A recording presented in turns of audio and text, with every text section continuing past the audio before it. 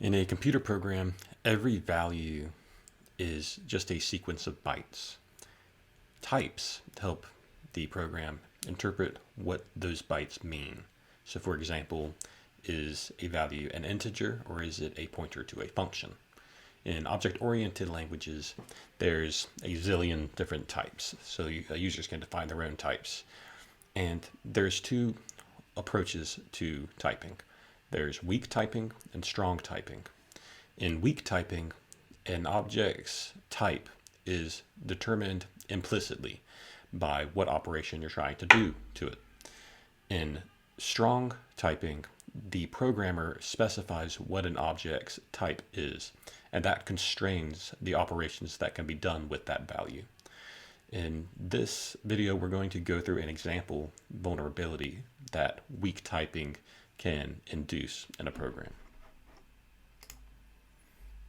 Here you see that we have a JavaScript program, and we're simulating two functions, one for local authentication and one for SAML authentication. And these are both intended to return a Boolean value, but if you see here, the async keyword, which is used to wait for an asynchronous delay, that causes this function to return a promise, not a Boolean.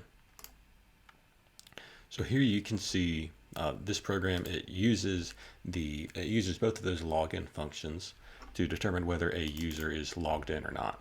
So we're going to go ahead and run this here to see the behavior.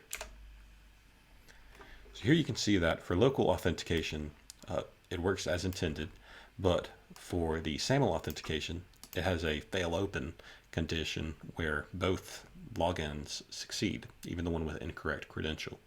Now this is because JavaScript sees the promise returned by the SAML function and it compares it to null, and that comparison it's not null, so it just go ahead and interprets it as true, and that results in this block of code being executed.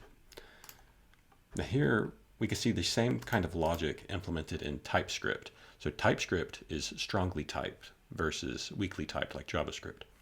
Now you can see here that when this function returns the set timeout, the compiler throws an error.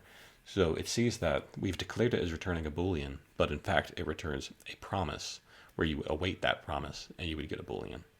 So this second function, this is how it would be correctly implemented. And this goes to show that if you're writing secure code, you want to use strongly typed languages because that constrains the amount of functionality that a value can take.